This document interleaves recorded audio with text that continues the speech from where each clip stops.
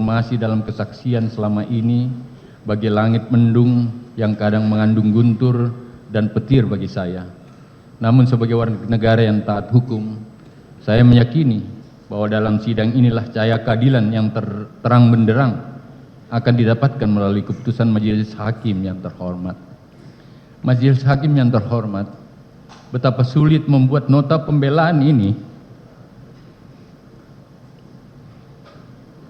di tengah fisik dan psikis serta usia saya yang memasuki 70 tahun saat ini, di mana kondisi tersebut sudah melemahkan tingkat kemampuan fokus dan memori saya dalam menyusun kata-kata.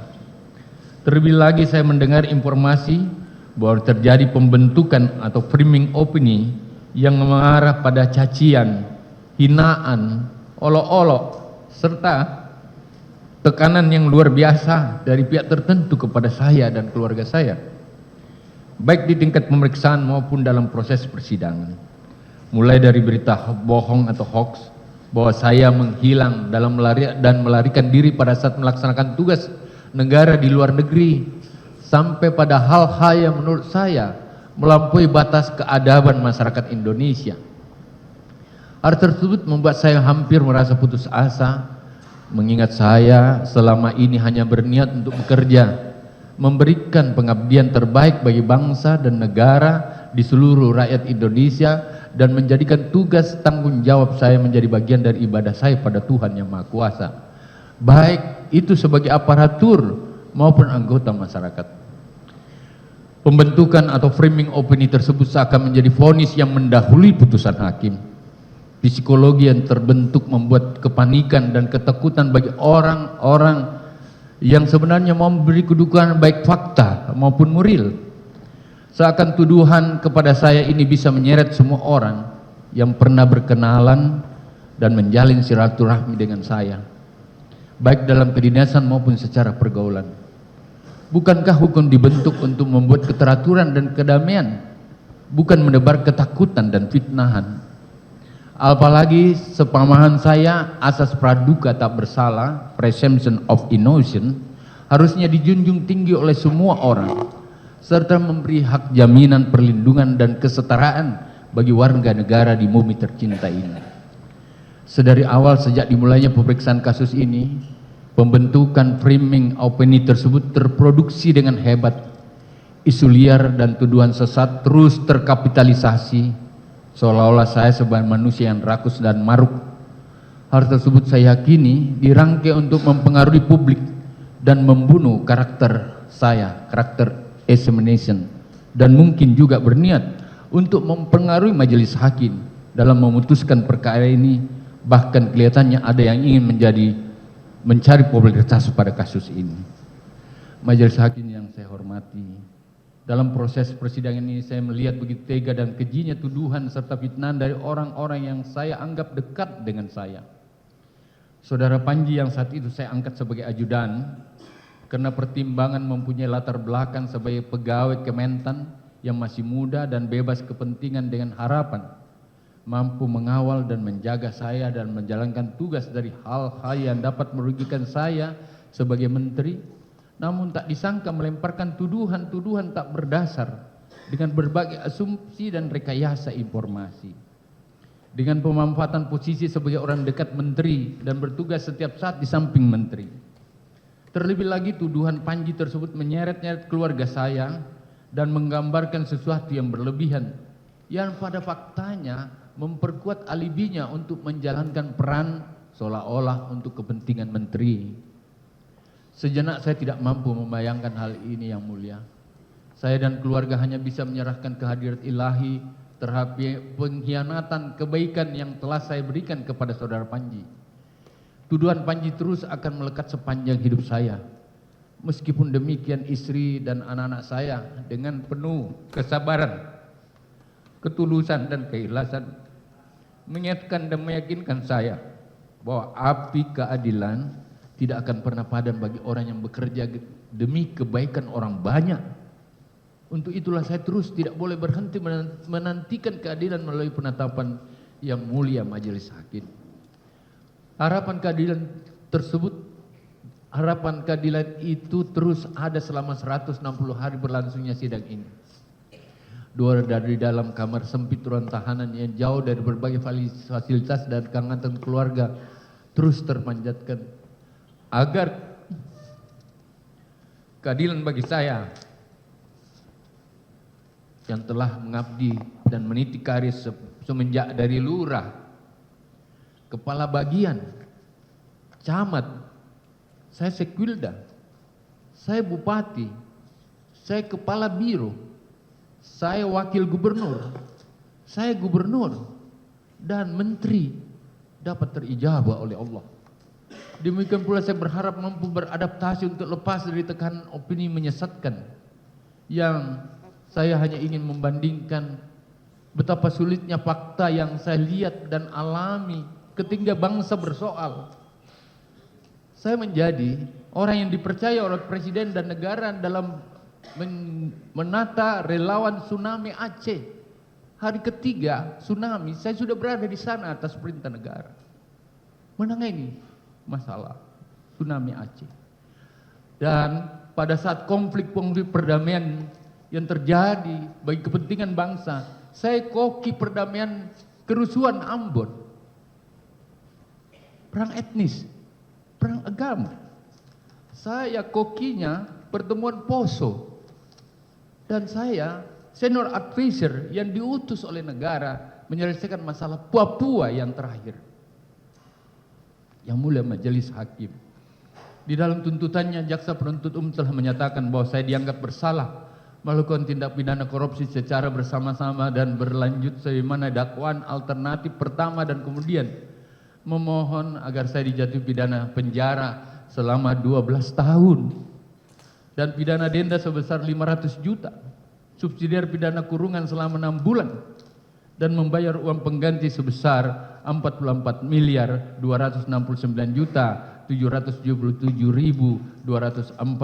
dan 30.000 US dollar yang apabila tidak dibayar diganti dengan pidana penjara selama 4 tahun. Saya berserah diri kepada Allah Subhanahu wa taala atas tuduhan tersebut.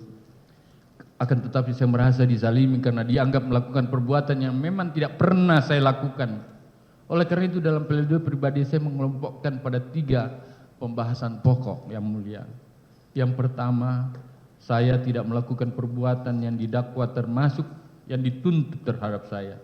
Sehingga saya memohon dan berharap atas izin dan kuasa Allah Subhanahu wa taala melalui pemikiran jernih yang mulia Majelis Hakim sebagai wakil Tuhan di bumi, kebenaran atas ketidakbersalahan saya akan dapat diungkapkan.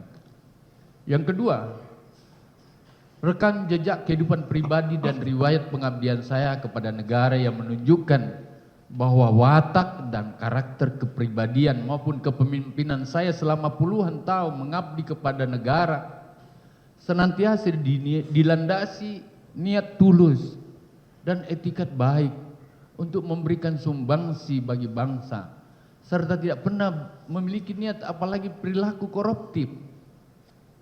Dan saya jadikan semua tugas saya, fungsi saya, tanggung jawab saya adalah bagian ibadah saya pada Allah.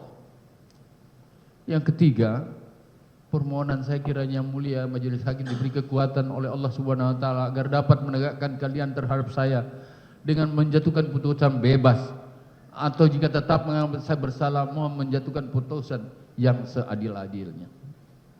Dari 3 poin besar di atas, perkenan saya menguraikan sebagai berikut. Yang pertama, saya tidak melakukan perbuatan yang didakwakan dan dituntut. Yang mulia Majelis Hakim, Bapak dan hadirin sekalian, sebelumnya saya menyampaikan terima kasih dan penghargaan yang setinggi-tingginya kepada Yang Mulia Majelis Hakim yang telah memimpin persidangan ini dalam rangka mencari kebenaran material, kebenaran yang hakiki, yang sesungguhnya dan senyatanya. Dalam catatan saya, sidang ini telah berlangsung selama 20 kali sidang dengan dinamika keterangan para saksi yang secara luar biasa berdampak membunuh karakter saya, serta menyerang diri dan kehormatan pribadi saya beserta keluarga. Selaku Menteri Pertanian, saya selalu menekankan agar setiap aparatur pemerintah yang berada dalam lingkungan kementerian yang saya pimpin haruslah memiliki etos kerja, dedikasi dan loyalitas terhadap tanggung jawabnya selaku aparatur negara.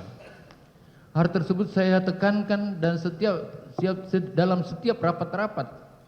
Selaku pembantu presiden tentu saya memiliki harapan besar agar bisa berkontribusi besar kepada negara di bidang pertanian. Demi tujuan itulah saya bekerja tanpa mengenal lelah agar target yang ditetapkan oleh presiden atau oleh negara dapat tercapai. Berbagai inovasi dan kebijakan yang berorientasi pada kepentingan negara lahir dari meja rapat kementerian yang saya pimpin. Begitu pula dukungan program pemberantasan korupsi yang mengakomodir semua program KPK dan para penegak hukum dalam beberapa kegiatan di lingkungan Kementan, terutama koordinasi dan supervisinya yang terus dilakukan pada Irjen dan Dirjen Kementan. Demikian pula dengan turut serta mengkampanyekan anti korupsi di lingkungan Kementan dalam bentuk himbauan maupun edaran. Berbagai cara dan upaya yang saya lakukan termasuk pemasangan target pada setiap direktorat. Hal-hal inilah yang memicu beberapa kreativitas yang berlebihan dan mungkin salah mengartikan keseriusan saya selaku Menteri Pertanian.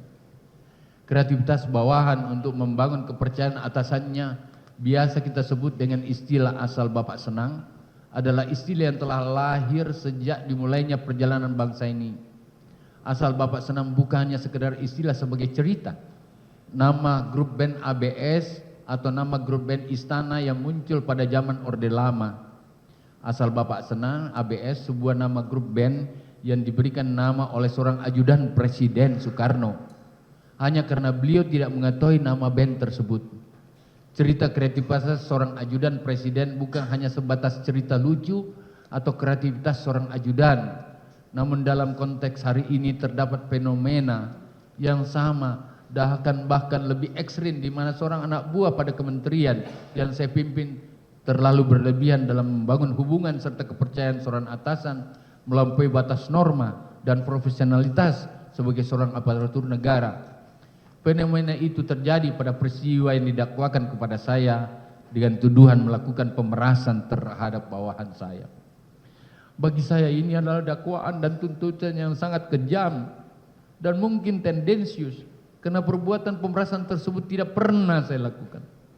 Banyak cara yang dilakukan insan Kementan untuk melakukan pendekatan, salah satunya melalui dapur, di mana mengatakan aman, di mana dengan melayani keluarga saya seolah-olah memang bagian dari hak dan fasilitas dari seorang menteri beserta keluarganya, dengan harapan jabatannya aman, bahkan baik, bahkan naik.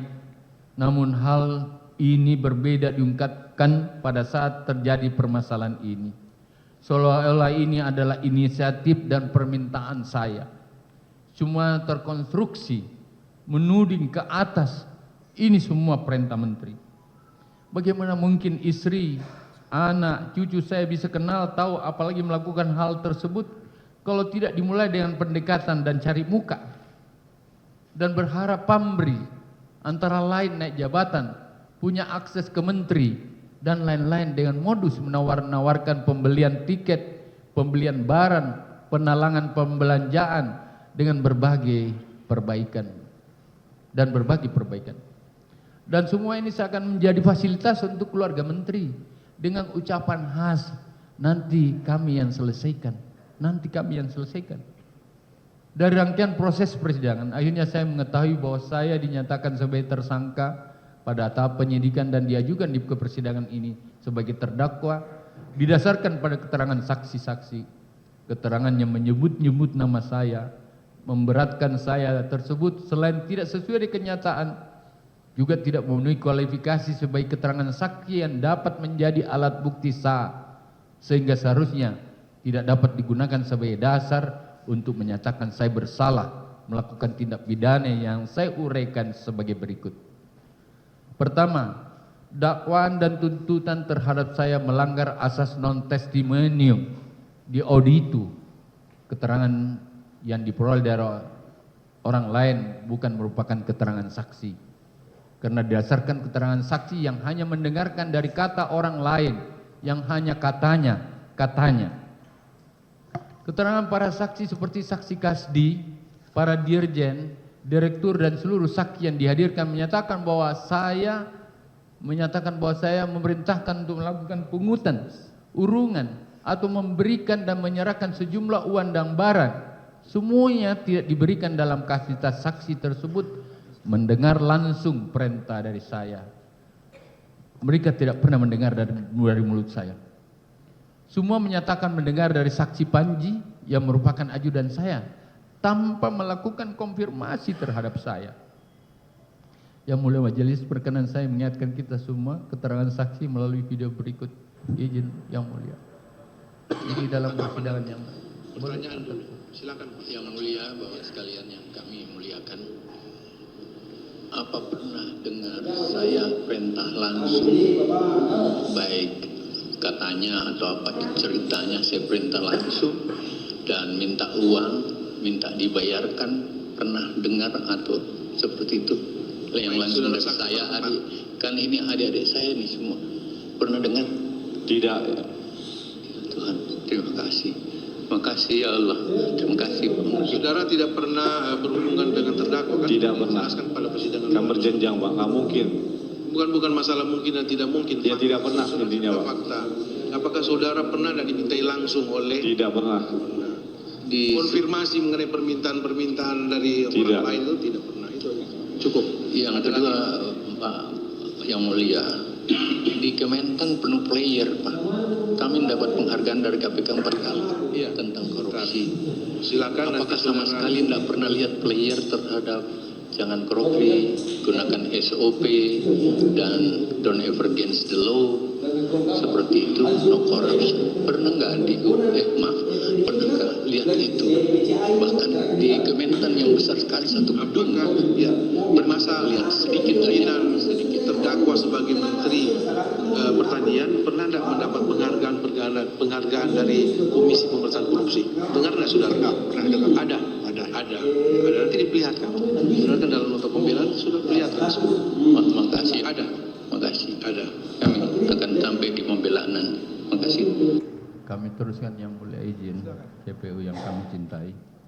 Ketentuan pasal 1 angka 26 KUHP menyatakan bahwa saksi adalah orang yang dapat memberikan keterangan guna kepentingan penyidikan, penuntutan dan peradilan tentang suatu perkara pidana yang ia dengar sendiri, ia lihat sendiri, dan ia alami sendiri. Sejalan dengan itu pasal 185 ayat 1 KUHP mengatur bahwa keterangan saksi sebagai alat bukti ialah apa yang saksi nyatakan di sidang pengadilan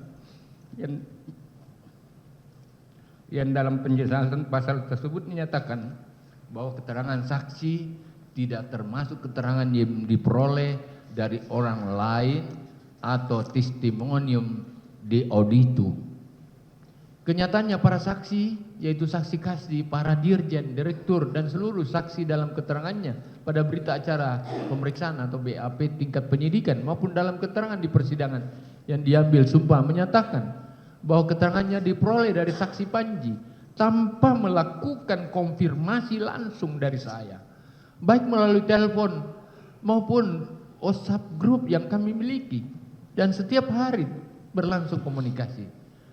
Tidak mendengar secara langsung dari saya tanpa melakukan konfirmasi terhadap saya. Sehingga keterangan saksi-saksi yang memperoleh informasi dari orang lain atau testimonium di auditu sesuai pasal 185 ayat 1 KUHP berikut penjelasannya tidak dapat menjadi alat bukti untuk menyatakan kesalahan saya. Dan sejatinya saya memang tidak pernah menyampaikan pada saksi hal-hal yang diterangkan para saksi tersebut. Yang kedua, dakwaan dan tuntutan terhadap saya melanggar satu saksi bukanlah saksi, unus testis nullus testis. Karena keterangan seorang saksi saja tidak cukup untuk membuktikan bahwa terdakwa bersalah terhadap perbuatan yang didakwakan kepadanya. Ketentuan pasal 185 ayat 2 KUHP menyatakan keterangan seorang saksi saja tidak cukup untuk membuktikan bahwa terdakwa bersalah terhadap perbuatan yang didakwakan padanya. Ketentuan tersebut hanya dapat disimpangi apabila disertai dengan satu alat bukti yang sah lainnya, sebagaimana disebutkan pada dalam pasal 185 ayat 3 KUHP. Sejalan dengan itu, pasal 83 KUHP juga menegaskan bahwa hakim tidak boleh menjatuhkan pidana kepada seorang kecuali apabila dengan sekurang-kurangnya dua alat bukti yang sah. Dari rangkaian ketentuan hukum tersebut saya sangat jelas bahwa untuk dapat menyatakan kesalahan seorang harus didasarkan atas dua alat bukti yang sah. Di persidangan terungkap fakta bahwa keterangan saksi Panji yang menyebutkan saya memerintahkan untuk melakukan pengumpulan, menyerahkan dan atau memberikan sejumlah uang dan barang hanyalah keterangan satu orang saksi saja, karena saksi Panji menyatakan bahwa saat menerima perintah itu hanya seorang diri tanpa adanya orang lain yang mendengarkan.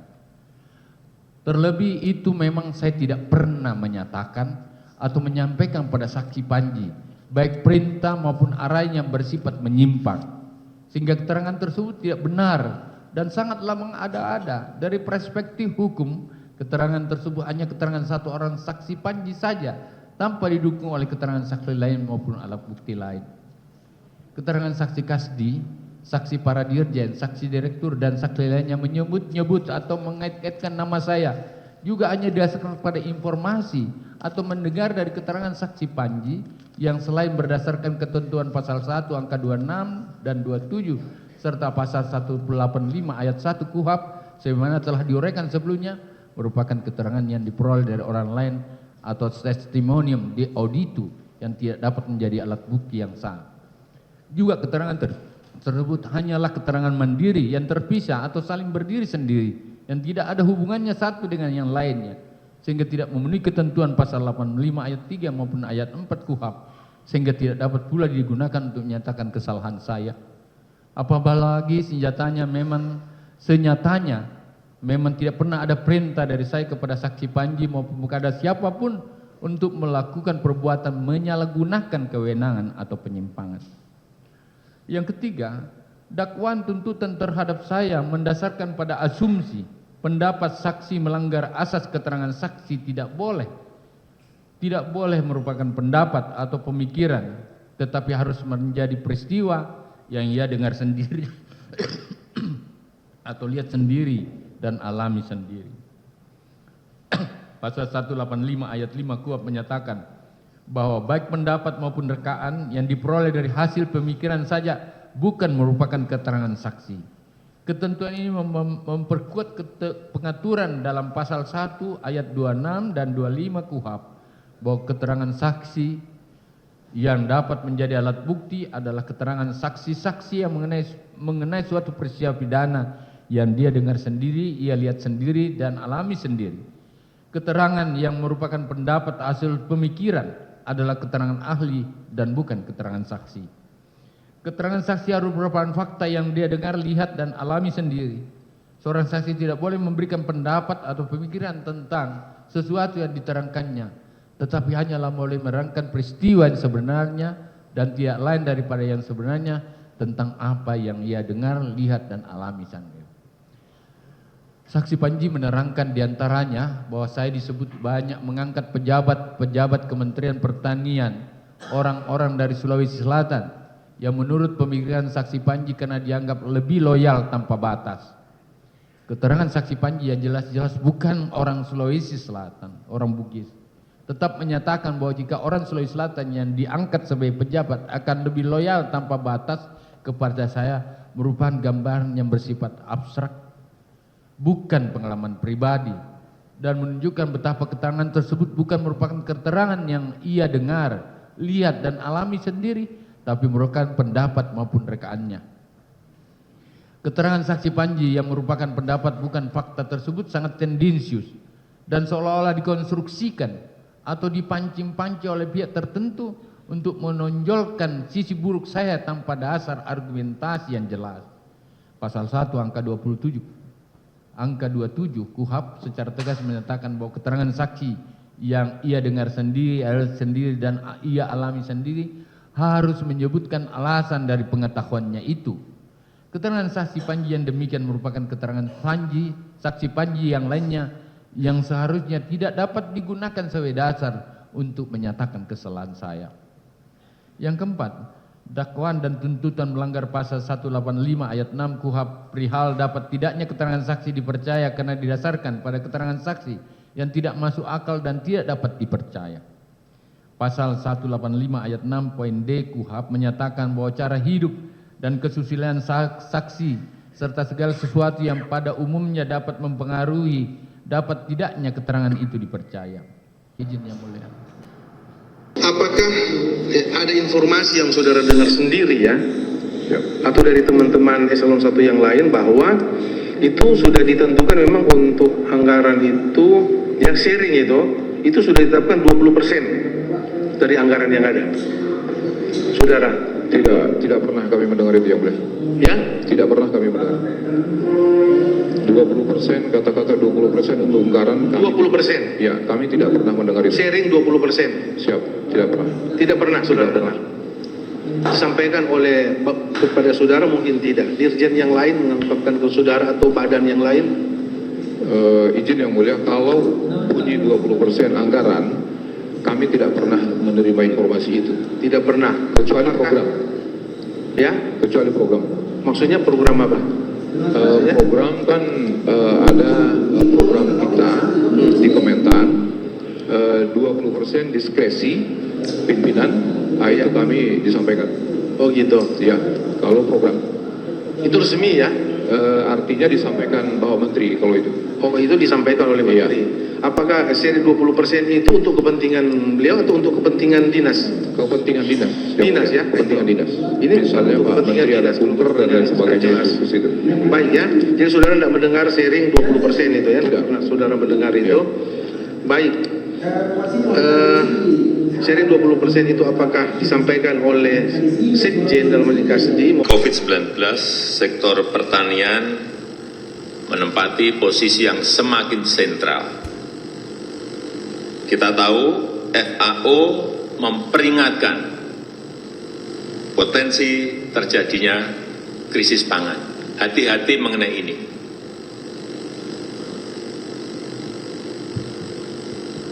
Hati-hati.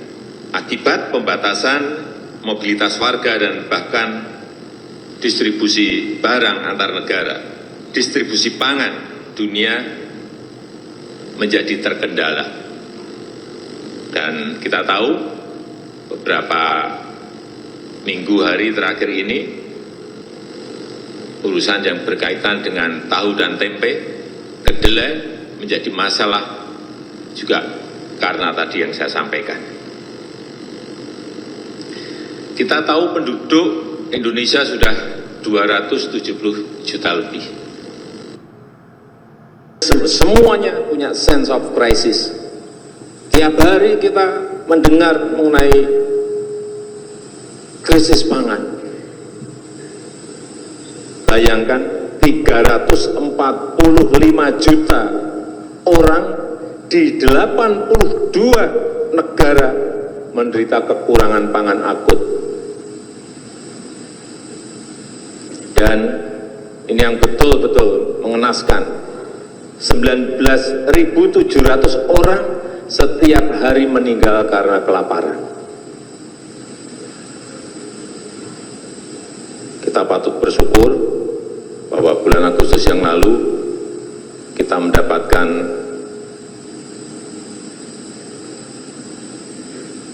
sertifikat pengakuan bahwa Indonesia sudah swasembada beras sejak 2019. Izin melanjutkan. Yang mulia yang kami hormati, Jaksa Penuntut Umum dan PH serta hadirin sekalian yang kami hormati. Adapun capaian tersebut kami akan uraikan sebagai berikut walaupun singkat-singkat Pak Yang Mulia. Yang pertama, peningkatan nilai dan pertumbuhan PDB sektor pertanian Indonesia berdasarkan nilai konstan dan harga berlaku. Yang pertama, pada tahun 2020 nilai harga konstan 1.770 triliun dan nilai harga berlaku 2.120 triliun.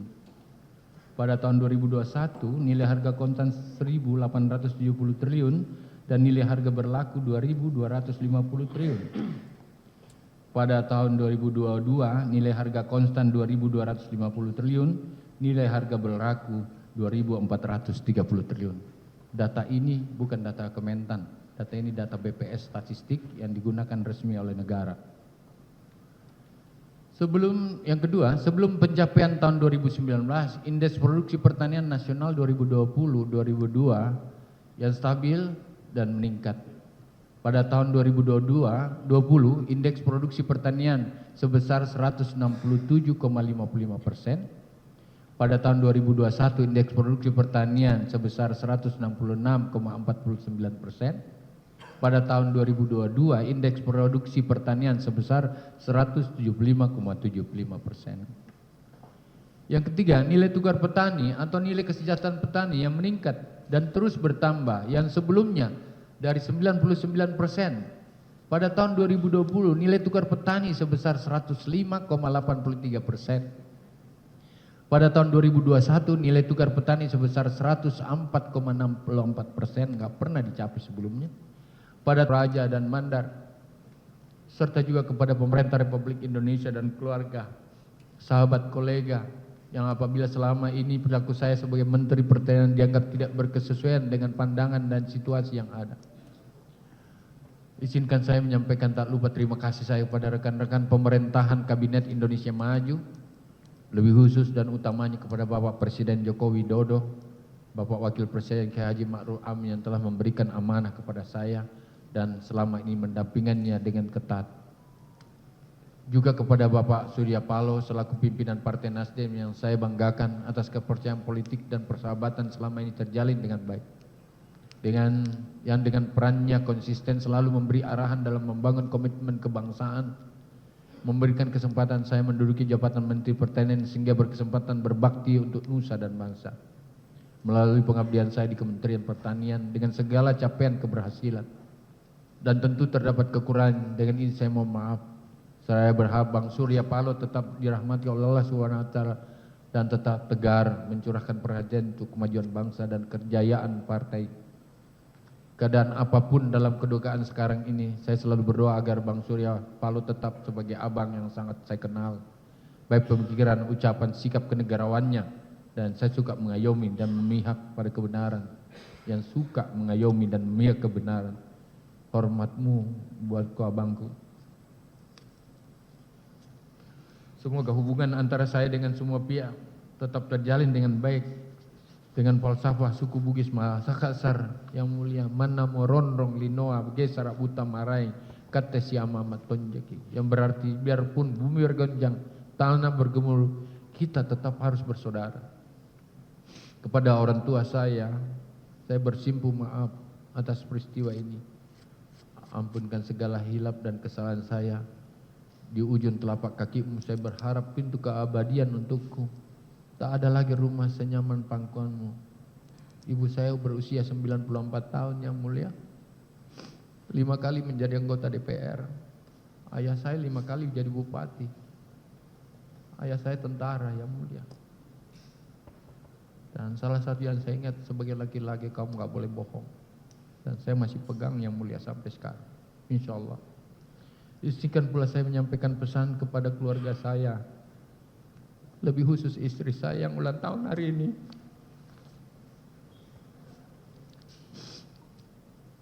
Carilah tangan yang menggenggam kita saat kita jatuh. Carilah mata yang selalu melihat kebaikan kita saat kita tidak sempurna. Hati yang senantiasa menerima kelemahan dan keburukan kita ketika berada di titik terendah dalam kehidupan. Semua orang, ibu, anak-anakku, cucuku bisa menemani senangmu, tapi tidak semua orang bisa menemani susahmu. Berbagai ujian dan cobaan yang saya hadapi sejatinya hanyalah menambah rasa syukur saya kehadirat Allah SWT, Tuhan tempat saya meminta pertolongan. Tuhan yang hanya kepadanya lah saya menyembah. Sepenuhnya saya meyakini apapun yang saya alami dan hadapi tak lain merupakan garis takdir yang telah ditetapkannya. Hanya keikhlasan dan rasa syukur yang patut saya perlihatkan kepadanya. Terkhusus istri saya Ayun Sri Arahab yang hari ini bertepatan pada tanggal lahirnya. Pada saat saya di sidang, 2 kakak saya meninggal yang mulia. Makanya yang sering mengawal saya di persidangan ini meninggal. Yang tegak dan istri saya tegak mendampingi saya dalam sidang segala peristiwa, menjadi sumber kekuatan saya, belahan jiwa yang selalu menjadi tempat saya pulang. Juga anak-anakku Indira Cundatita Sahrul Putri, Kemal Redindo Sahrul Putri, dan juga almarhum Rindra Sujiwa Sahrul, Rizka Mulfi Lutfi. Mereka ditempa dengan tanggung jawab yang besar. Juga cucu saya yang saya sangat cintai selalu tidur bersama saya yang mulia. Andit Tendri Bilan, Radisa Melati, Sofia Sahri, Putri Redindo, Bintang Nugraha Putra Redindo. Kepada kalianlah risalah kecil ini saya sembahkan. Biarlah catatan kecil menjadi pengingat bahwa betapa luar biasa ujian yang menimpa kita. Sebuah keluarga dipertemukan dalam ruang sidang dan diadili bersama. Tidak pernah saya mendengar ada mulai dari cucu sampai kakeknya berada dalam satu persidangan. Baru di tempat ini. Bahkan tidak hanya itu, seluruh telunjuk seolah-olah menuding-nuding saya dan kalian tanpa memberi ruang yang cukup bagi kita untuk mengatakan kebenaran. Ketahuilah betapa saya sangat bangga dan mencintai kalian. Ketabahan dan ketegaran kalian juga lah yang sejatinya membuat kita mampu melewati ini semua. Catatan kecil ini akan menjadi pengingat, pengobat, pembelaan atas seluruh framing jahat dan tidak adil atas permasalahan yang saya dan kalian hadapi. Yang secara sengaja dilakukan untuk menghina, merendahkan derajat saya dan kalian yang terbangun puluhan tahun yang ada. Tetapi yakinlah, Allah tidak tidur dan akan melihat kebenaran yang pernah kita lakukan. Janjinya bahwa kebenaran pada akhirnya tidak pernah bisa dikalahkan. Ia bisa disalahkan, tetapi tidak bisa dikalahkan. Di balik semua, yakinlah Allah Subhanahu wa taala menganugerahi hikmah yang luar biasa besar bagi kita semuanya. Kiranya Allah Subhanahu wa taala terus memahami dan meridai kita semua. Amin ya Allahumma amin. Yang terakhir, saya bukan penjahat yang mulia, apalagi pemeras. Saya bukan pengkhianat. Saya ini pejuang dari negara bangsa ini. Saya belum pernah dihukum yang mulia. Saya menyesali perbuatan saya. Saya siap bertanggung jawab yang mulia. Namun saya ingin pertimbangkan untuk saya bisa bebas dan berkumpul kembali dengan keluarga tercinta di sisa hidup saya di umur 70 tahun ini. Berdasarkan hal di atas, maka saya mohon kepada yang mulia hakim atas izin Allah Subhanahu wa taala dilandasi hati nurani untuk memutuskan kepada saya putusan bebas atau putusan yang seadil-adilnya. Wabillahi taufiq wal hidayah. Terima kasih yang mulia JPU, PH dan seluruh hadirin. Semoga ridha Allah bersama kita. Kita semua tetap dalam lindungan Tuhan. Sekian, assalamualaikum warahmatullahi wabarakatuh.